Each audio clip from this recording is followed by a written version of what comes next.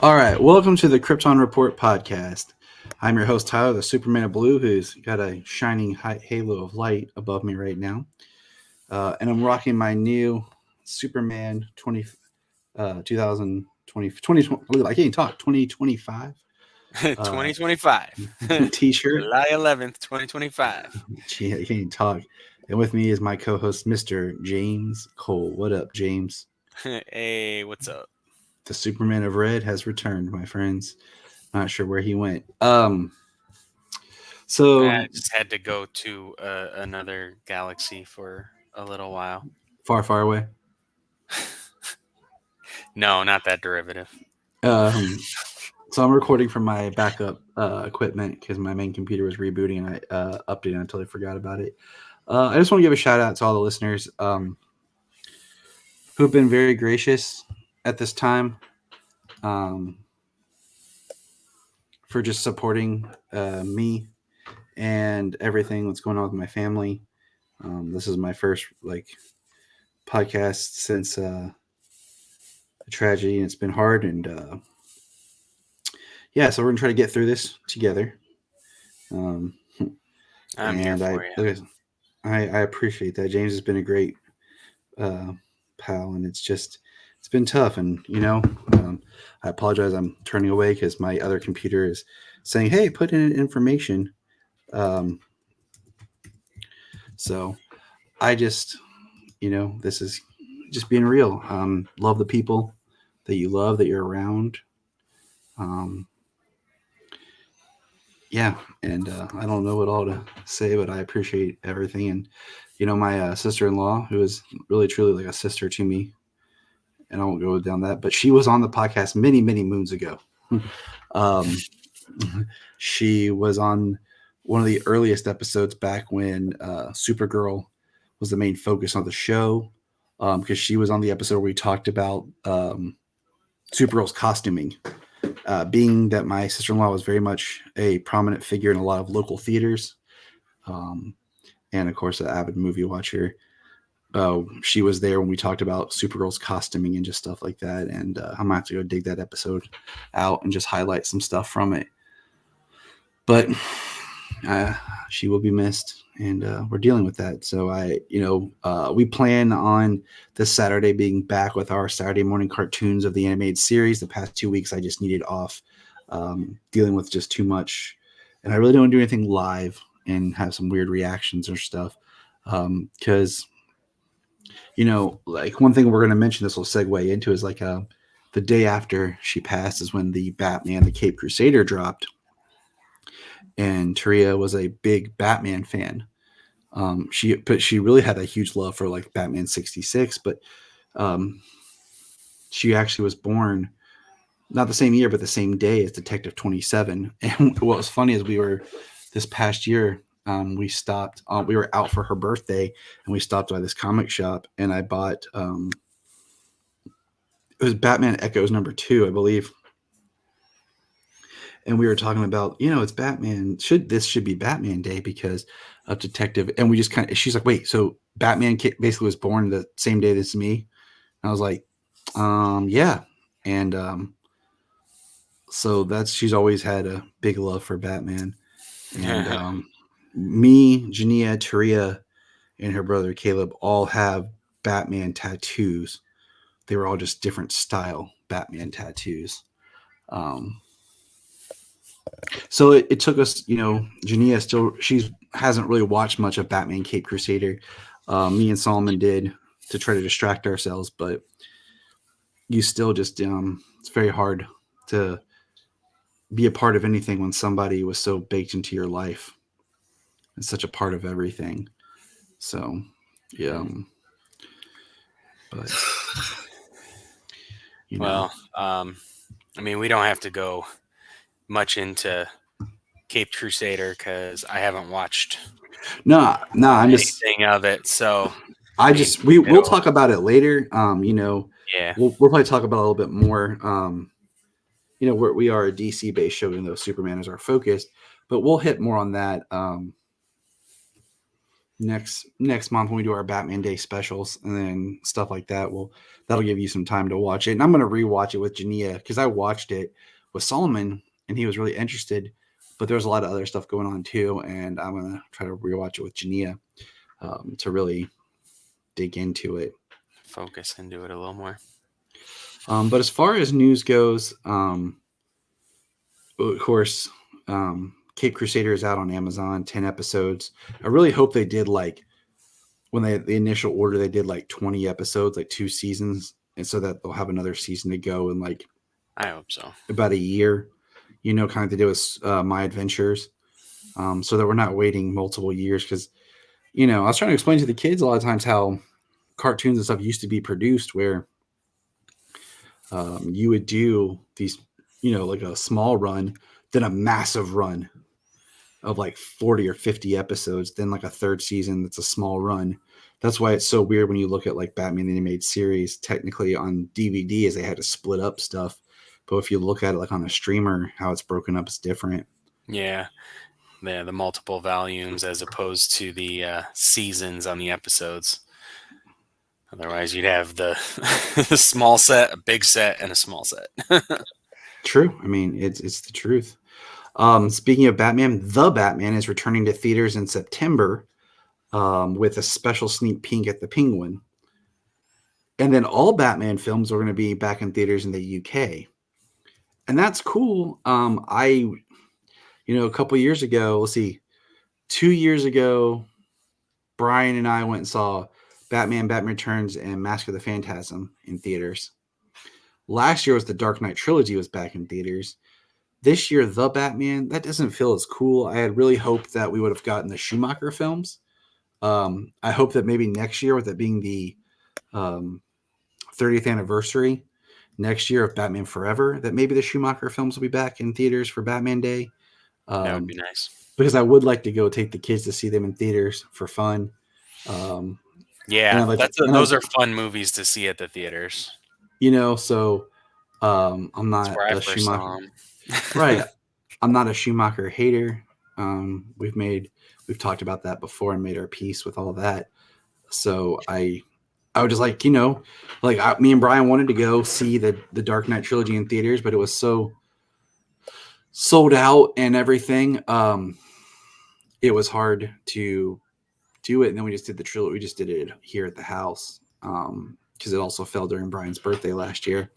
So that, we'll see what happens for Batman Day this year as far as what's going on. I'm surprised they didn't release Cape Crusader then. Superman has wrapped filming, and James Gunn said there is no reshoots that have to be done. He's really good at that. He talked about that during Guardians 3 as well, and I think the Suicide Squad about not needing reshoots. And then the shirt that I'm wearing. Go in with a plan. If you go in with a plan and everything's storyboarded and rehearsed. But even then, I think sometimes what happens is reshoots. Certain scenes might not work, and I think that's to James Gunn's credit as far as a writer director, or you just certain takes. I think the technology's gotten better to watch back stuff, so you're not like, oh, that take didn't look. I don't like the way that looked. But of course, we've heard so much. Reshoots just happen because maybe you're like, okay, I need something here that this, we've edited this together and something's missing. But I think that James Gunn's been with most of DC's films over the last decade, they were. Hey, we weren't going to go there. We weren't going to go there. And then I guess this is on a positive side, is that they after Comic-Con they released on DC's website the merch for the new shirt, and it sold out in like 2 hours. And then the Hot Topic put theirs up for sale. It sold out in some sizes, and it's up for order. You can pre-order it, or for when they get some back in stock. And now on the DC store on Amazon, they have merch as well for the new Superman logo. So there seems to be a huge demand. I will be ordering the Hot Topic shirt because I loved my Superman Returns and Man of Steel Hot Topic shirt. I will also be ordering one from what do you call it? Superherostuff.com whenever they get their stuff because I've always liked their quality of shirts. My BVS shirt was awesome. It's my Yeah. favorite Superman shirt. My Superboy shirt from there wasn't as good, but you know what? I think that's sometimes just the look of the draw. But that's really only news I have. If I missed anything, I do apologize. I have been trying to play catch up um, with everything that's been going on. Sometimes I miss stuff, but you know it's been tough, people. So, but let's talk some Superboy. That's right. We are back this month. We're going to get back into our Superboy. I hope you guys enjoyed. I was originally, going to be on vacation for the first week, and we dropped an episode that we had pre-recorded, and then what do you call it? I was going to be, and then with everything that happened with the incident, we had another episode that we had recorded previously that I put out just because I wasn't getting to record. And you can ask James. I've been very stickler on trying to keep a schedule because I worked really hard at laying out stuff for the next couple of years. Just It'll be. but It's so far so good. We've been. I don't think we've gotten too far behind on anything. I think we've rolled with the punches pretty well. Nah, I think with this recording, we're trying to do one episode a week, but the way this will fall and trying to catch up, this will fall in the middle of the week when people hear this, and then we'll record again at our usual times. So it's getting there. So we are back at Superboy. We're going to continue with Superboy season 1. So we took a break we did My Adventures, and then we didn't want to just start in the middle of the month, and then we'll take another break at the end of September as we prepare for Superman and Lois final season. I'm excited. I'm still more excited the closer we're getting to it. I'm still debating if we can do it since both of us usually watch an episode like the day after it airs because we always stream it. And I'll throw this up on X and see what people think. If we should watch the final episode, like basically commentary live for us, just kind of like play it and kind of watch it at the same time. Oh yeah. And do it that way, then like watch it and then, so I don't know. I'm kind of toying with that idea. I think it'd be fun. Yeah, that would be pretty cool. Me, you, James, or you are James, Jesus. Me, you, Jania, and Jamie. Yes. All the J names, you knew where I was going. Jonathan, James, Jania, and Jamie. Dude, it follows me. Okay, my band, the band that I was in that did the best that I don't talk about as much that we've used our music and stuff for here. I won't even go with the whole story, but our band literally, if I had went by my first name, if I had used Jonathan, the band was Jonathan, James, Josh, Jerry, and John. Oh my God. Okay. So I made sure I had to use Tyler, but yeah, you did. All right. So let's get into Superboy. Now, what I found funny with this episode is we talked about this, about how I guess it was the other way around in my initial thought, but originally I had envisioned that season 1 was longer episodes and the rest of the series got into shorter. But season 1 are the short episodes, 22 minutes. And this episode seemed to go by fast. Season 1, episode 4, The Russian Exchange Student. And I hate to be mean, but this was a dry episode. So the synopsis is, when a scientist's formula to improve the efficiency of gasoline is nearly destroyed, a Russian exchange student named Natasha is accused of sabotaging the computer the formula was stored on. This episode was boring. I caught myself on my phone a few times. Sayla walked in like, "What you watching?" I was like, "Superboy." She's like, "Where's Superboy?" I was like, "I'm asking myself the same thing, Sayla." Yeah. He just may have had about 3 minutes of total screen time. Right. And then Clark only had about 4 minutes of screen time, so he was only on screen for maybe half of the episode. And even TJ, it was more like his all of a sudden was a third of this the rush. episode. And it was just, I don't know, it was very by the numbers ish, I guess you could say. of just the plot and what was going on in the plot. The formula Superboy shows up, and they're blaming on the Russian girl because she was supposedly the last one seen in there. And oh no, surprise! It was the lab assistant that the professor guy trusted wholeheartedly. That was actually the douche. Yeah. Good. The redhead dude who looked like a smarmy douche. Well, I knew. I was watching it. I was like, I know that guy. Yeah, I've seen him before too. You ever seen Tom Hanks's movie, The Burbs? Yeah. He's the neighbor next door who's like the crazy, like the kid, one of the Klopex. He's got the big mutton chops. No way. And he's the one that they're like, nice pictures of your girlfriend. He's like, came with the frame. Like, so that's one of those movies I think is like underserved. He actually looked very young in this. I've seen him in other stuff post Superboy and probably post Burbs, I believe. Probably like Burbs was still 80s. Yeah. Yeah. But no, the best scene was TJ. And it wasn't even a hard line. It was just greed, Yeah. He's like I'll destroy stuff, I'll blow things up for money.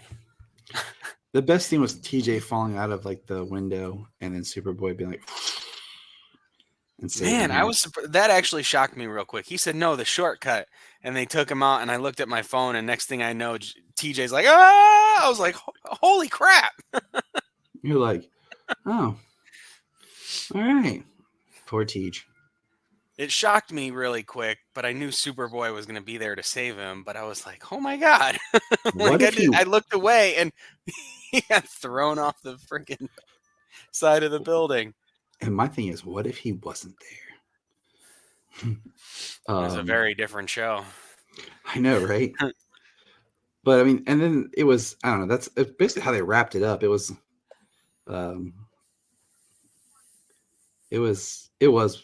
okay. Like, I don't know. Then he's just smarmy. He's like, he'll flip on whoever it is. He said, if the deal is right. Like, he was just awful. He was a horrible dude. And the professor was just he's like, I trust him completely.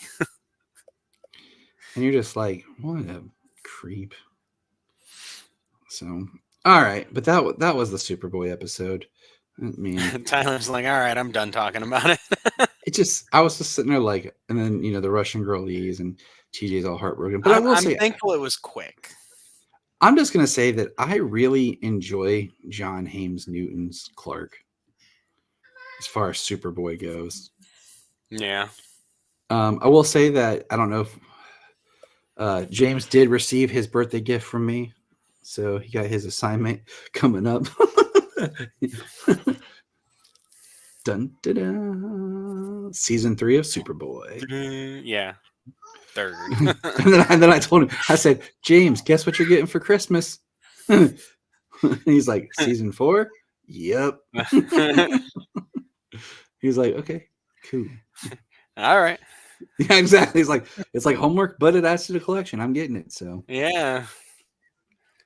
But now we're going to move on to our next conversation, which is we are returning to our look at the New 52 Superman title. And the irony is we're returning to finish the New 52. We were looking at Superman New 52 Volume 6, The Men of Tomorrow, which is a collection of issues 32 through 39. And if you were to look at it, technically issue 40 is the last issue of the New 52. I did read through issue 40. Even though it's not part of this collection, I think it should have been, because 41 actually starts a whole new creative team and a new storyline. And with 41 is when we get to that, what was called the DCYOU era, which was kind of the soft reboot tweak of the middle of the New 52, which is when Wonder Woman became the God of War. Batman became the super heavy run where it was Commissioner Gordon in the big bunny looking outfit. Superman gets revealed and then eventually loses his power and goes back to wearing the t-shirt. So, and I think I think there were some other adjustments at that time. I think Aquaman, I think, is when they started to try to draw him a little bit more like Jason Momoa. And I think this is at the time of the Flash. They made his suit look more like the TV show. They put the red behind it and everything. And they brought in a proper reverse Flash, if I remember correctly. I reread Flash all last year. I just don't remember exactly when that fell. But so yeah, so what we're going to do is we're going to go through this last arc. Then we're going to stop and go through New 52 action. And then we're going to read Superman in action together, starting in with the next volumes. Because after that, they don't volume by number anymore. They volume by arc. So, and that's where it gets kind of confusing. So, Yeah. uh, I we have will a do, bunch. I have a few of the Superman and Action Rebirth trades so when we yeah, get there. yeah, it'll be fun. So here we go. The synopsis is: comics legend John Romita Jr. makes his DC Comics debut, teaming up with superstar writer Jeff Johns and inker Klaus Janson, I believe. The Men of Tomorrow, the powerful super being Ulysses, is the last son of a doomed planet, our planet. Thinking Earth's destruction was at hand, his parents used experimental science to send their son to another dimension. Now he has returned and Superman has finally found a peer. But will Ulysses become the hero and partner that Superman wants him to be? All right. I mean, the answer, when that question specifically comes up, it's usually no. Yeah, it's usually no. Um, and so this is the arc that starts, like I said, with issue 32, which is right after the Doomed, which we just dropped that episode. It was a fun episode, but it had some technical issues with our guests and some sound. And so I apologized on some issues with that. But the Doomed took place during volume 5. And we just kind of skipped that when we reviewed volume 5 because we were going to do Doomed as a separate entity. Yeah, because the last issue was straight from the first issue of Doom. Yep. So first of all, John, I remember this came out. I was buying, I started buying Superman weekly. I want to say, I'm trying to remember when I jumped on buying Superman because I bought Batman continually, but I had missed some of Superman because I wasn't too in love with some of the Superman arcs. But during Doomed, I bought all those books. And then when Jeff Johns was coming on to write, I was like, I have to buy this book. But, and it's been said on this, I was not that excited about John Romita Jr.'s art. And it's not that I don't like John Romita Jr., because I feel like he has great art when it comes to like original characters, like Kick-Ass, like the work he's done like with that and stuff. But to establish characters, I've kind of always had an issue. But I will say, reading it this time, I enjoyed it. He wouldn't be my first pick for a Superman artist. But I enjoyed it. I wasn't against it. So yeah, I mean, with a different dimensional beings as your primary antagonists of this story arc. I mean, that's his art kind of fits that way. And to have two beings like with similar abilities like Ulysses and Superman, they matched up, different in the action beats and things like that. John Romita Jr. is not my favorite artist. By no means is he a bad artist, but preferences. But yeah, that's what I'm saying. It's like I said, I love his art, like reading Kick-Ass, but I was not sold when because some of the promo art that they did, and they were like Ramita is coming. I didn't really like. well, he But did Superman Year One with Frank Miller, didn't he? And we after weren't. this, Yeah, that was way after this, but and that's where we and had our that was first one conversation. thing we were like not really. Yeah, that was one and of that our. book, these were better, I feel, Yeah, than that I book. feel like Jeff Johns. I mean, say just one about the guy, but I think he's a great writer, and I found reading his books so easy. Like I sat down to just read an issue or two to help fall asleep and to kind of, I just needed a distraction through everything. So I'm gonna read some Superman, and I just read the whole thing. Like I read through 32 through 40, um, just because I was like, it worked well, should I say? It flowed really. It flowed pretty Yes. good.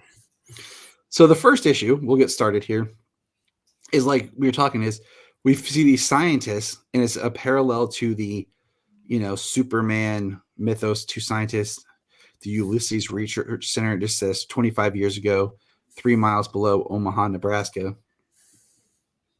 and they are taking their baby and they put him like in a interdimensional ship and they send him out, and then we cut to today and Superman's battling Titano. And this is at a time, if you don't remember, Clark is not working for the Daily Planet, and Perry's trying to get him back. There is some really cool not shots, but drawings of no, I gotta say that, shoot, I'm tongue tied. This time his suit is still the bio suit, even though at times Ramita doesn't draw it, because by the end of this arc he has a new 52 suit that's more cloth looking. There's slight differences to it, and we'll talk about it when we get there. But then, so while Clark fights this being that comes out that's attacking him, and is actually it's very powerful. It's Clark's having issues with his heat vision, and then all of a sudden Ulysses comes out. And Ulysses, one of the things I was excited about talking about with this is one of the theories that might be who's in Superman and not Ultraman. I think that would be kind of neat because we know that it's enough like Superman to be okay, but different enough that it's not like he's fighting himself. And we've seen the black costume with the U on it, and we know James Gunn's love for characters that are more C and D listers. So for him to pull out Ulysses and kind of reinterpret that character could be more interesting than being just straight Ultraman. Yeah. And I'm kind of leaning on, I would like that because I feel like there's enough flexibility to tweak Ulysses on however you want than just doing a straight Ultraman. Right. Well, especially, I mean, like, if they try and lean into the idea of at least some of the ones that were floating around, that Ultraman is a clone, and it's like an Ultraman Bizarro combination character, like, that sounds less interesting than a new take on a more obscure character like Ulysses, being able to stand toe to toe with Superman to begin with. Yeah, so we'll just see. But like I said, this is one of those theories that people are discussing, and I'm on board with this. But we see, Superman and Ulysses together punch this guy out, and they start having a discussion. He's like, "Where am I?" You're speaking English. And he finds out he's on Earth. And he's like, "Earth survived," and it means I'm not alone. So there's this really interesting, and I haven't read this since it first published, honestly, but this really interesting thing, the fact that Ulysses is human from Earth and has this power. Yeah, he talks about how they say that he was like infused with the fourth dimension, the portal's power or something, traveling to the fourth dimension. Yeah, and then I'm like, fourth dimension, it mixes Pedalix from the fifth. I'm just like, okay, fourth, all right, and we see everyone, of course, it's like the Superman thing again. Like, who is this? Is this Superman's friend? Are they together? Are they partners? The Men of Tomorrow. And Perry's, like I said, Perry. Clark starts asking Perry questions about, the time frame of the scientist, and he's taking what he knows from speaking with Ulysses and trying to dig. And Clark's not working for the Daily Planet. Of course, Ulysses shows up at the Daily Planet, and he's like, Clark's like, you can't find me here because people will find out. And then Ulysses tries to go out because he learns about the secret identity, and he's out and about, steals a hot dog, that great fish out of water, not understanding the concept of money. Um, and then some soldiers show I up. mean, wherever he's from, he can probably just go get whatever form of sustenance if he needs it. You know what I mean? And they just give it to Yeah, him. No starvation, no famine. exactly. And then we have soldiers show up that are much like the Titano robot, and Ulysses attacks and defends people. And him and Clark go for a flight. And what we discover is Ulysses' parents, the scientists, are still alive, and his name is Neil. And you find out that right after they sent him out, they were able to find a way to shut down the leak that was causing the issue of why they felt they needed to send him away, but they were never able to bring him back. Now, what I forgot about this, James, is this is where we first start seeing the seeds planted for Mr. Oz. Yeah. And I forgot how early the Mr. Oz thing starts developing little and little. That's a Jeff Johns thing. Because he leaves the book, and then I feel like the Mr. Oz thing comes back and then was mishandled by what's his face? Bendis. So here we are, in issue 34, and we're getting this taste of Mr. Oz.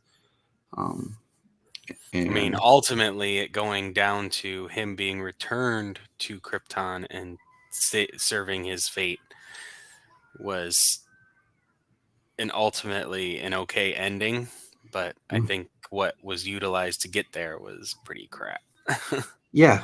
I mean, after all the coolness that Rebirth promised with our Doomsday Clock and everything, and then Bendis just kind of, using the Man of Steel to wrap all that up and then get rid of John, and everything just felt like, and we're not going to talk about John right now because I'm not really happy with what's going on in the comics. But anyways, back to Neil here. We see the beings that basically raised him. These black, what would you call these things? Moving shapes? I'm going to say they look squiggly. Yeah, I mean, I don't really know. They're just like, their arms are tentacle-like. Their heads very just oblong. I don't know. They're black. I mean, they would remind me of some sort of, I would say that they would be some sort of symbiote type creature. You know what I mean? Like when you like see an amoeba. Like amoeba-ish, maybe? Yeah. So we have some great dialogue about just Neil's family connecting with Superman, where his mom calls him family, too, for bringing Neil home. Neil's like, don't give up on hope, Dad. Tomorrow will be better. Then we have Neil show up in Clark's apartment and talks about how he doesn't sleep. He's like, I didn't think you would sleep either. And basically they have a conversation about how their cells work. And we see that Neil can track energy.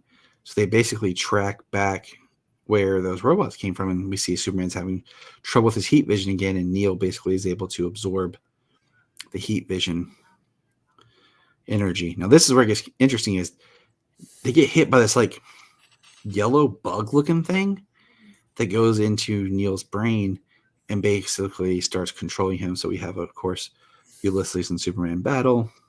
Mm-hmm. Superman rips it off, and then this person shows up. I am the machinist. And he has these robot dogs. Superman fights the robot dogs. He releases a crap ton of those bugs. Neil heat blasts right through the machinist, only to learn that the person who was the body had a bug on his head, and the person in the mask was talking through a remote thing, and the person was actually already dead. I thought that was pretty good. Great writing from Johns to Yeah. just And they say he killed an innocent man and then come to find out he was dead already. So he got yeah, lucky to not have actually killed somebody in that moment.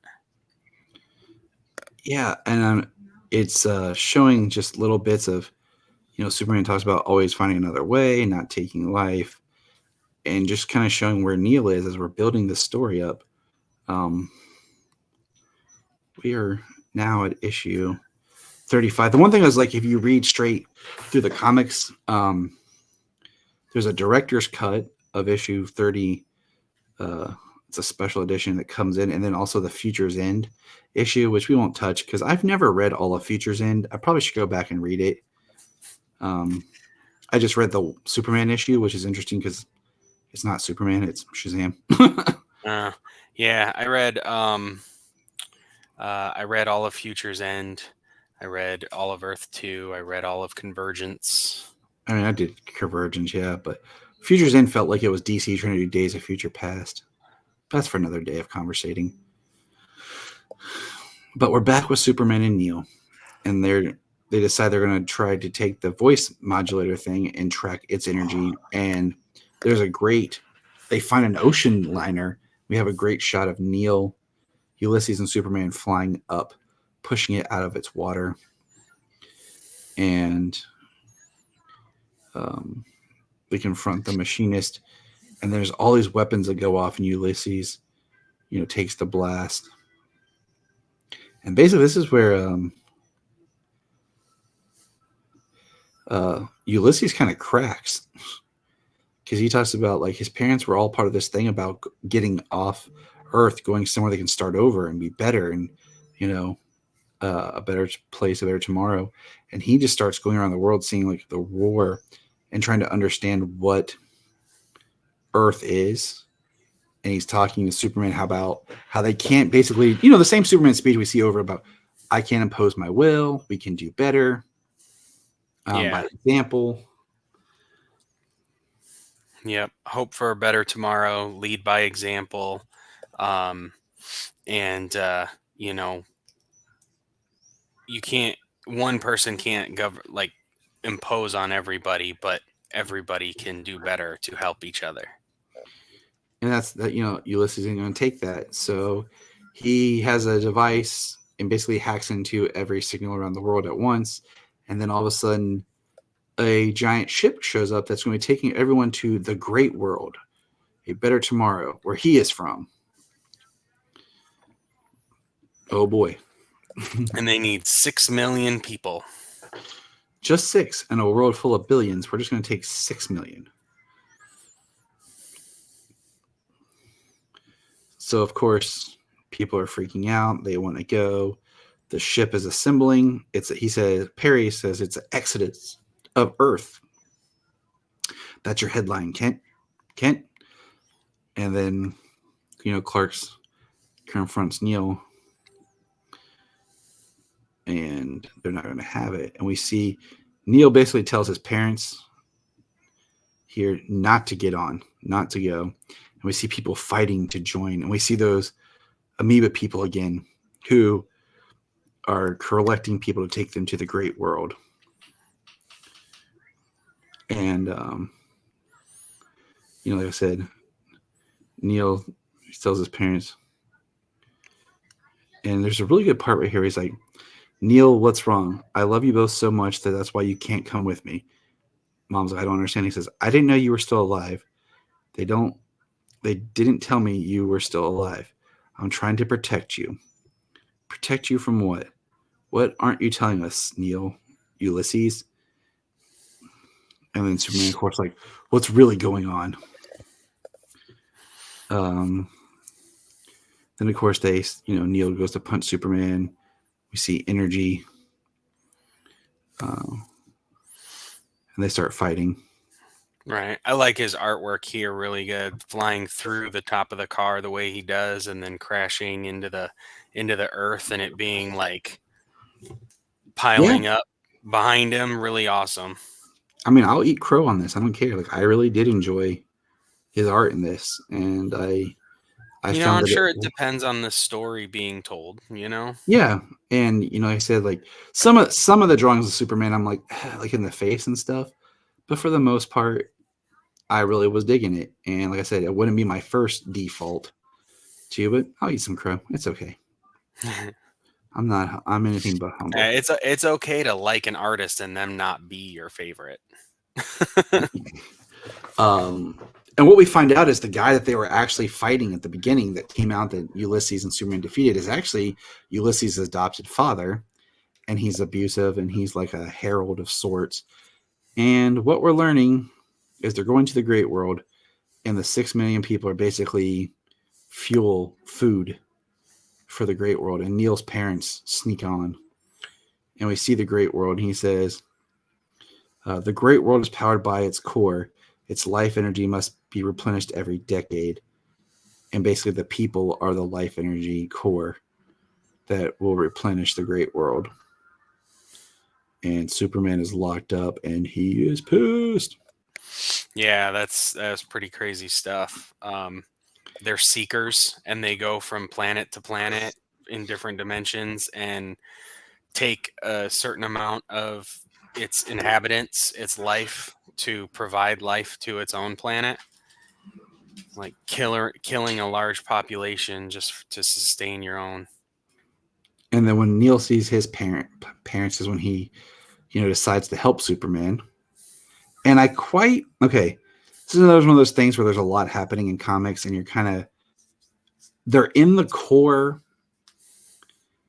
I need to access the fuel in the drive so I can absorb that circular door on the floor.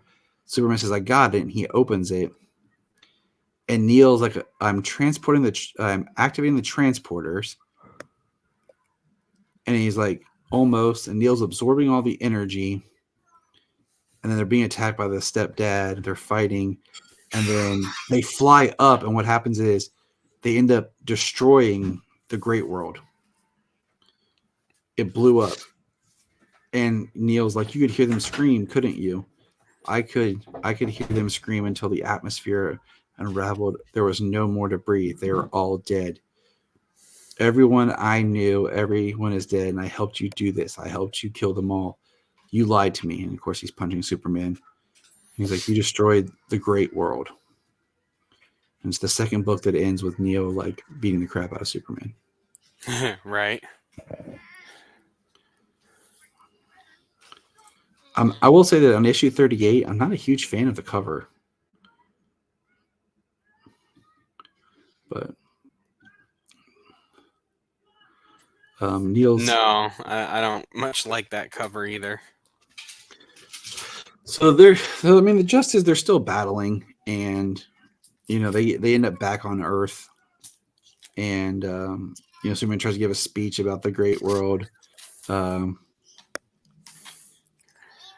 I know you all are facing feelings you cannot overcome, but you have to look here for answers, for help, for hope, because everyone's trying to figure out why they were not taken to the great world.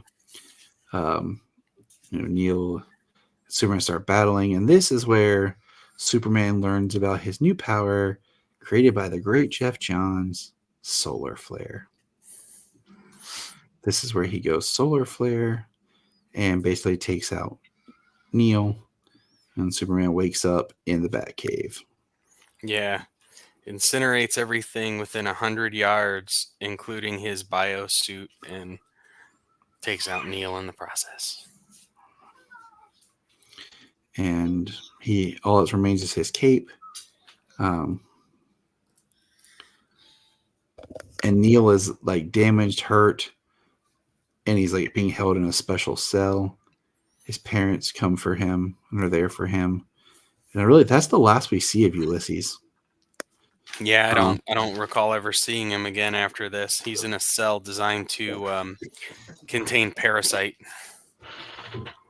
This is once again we touch back with Jimmy, and there was a side story going on with Jimmy and his parents. How he has all this money that was left to him, but Jimmy didn't know what to do with it. Because he said, if my parents redo a show, then I'm gonna have to pay them back. They're gonna charge me for everything. And so Jimmy, what he does is he takes their money and through ways he donates it. And he's living poor with Clark, and Clark decides to trust Jimmy. And the last shot is Jimmy, I'm Superman. And now this is Superman who has no powers at the moment.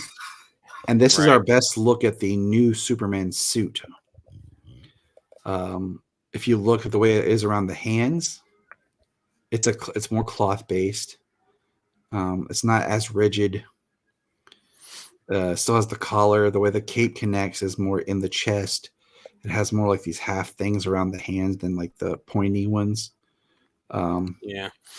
And a little less plate type look, a little less armor type look. Yeah, it's less armor, like I said. And then issue 39 is a fun little romp. Well, before we go into 39, just one thing. The last time we see Ulysses is the warden, or Superman got the warden to let in Ulysses' parents. So they got to go see and talk to their son. So they get visitation with him. So at least, some sort of happy ending for Neil, as best as it can be in the moment, I guess. Yeah, I mean, like you said, what do you call it? It's it's a bittersweet. Like it's a character I think it'd be interesting to bring back. But so this issue 39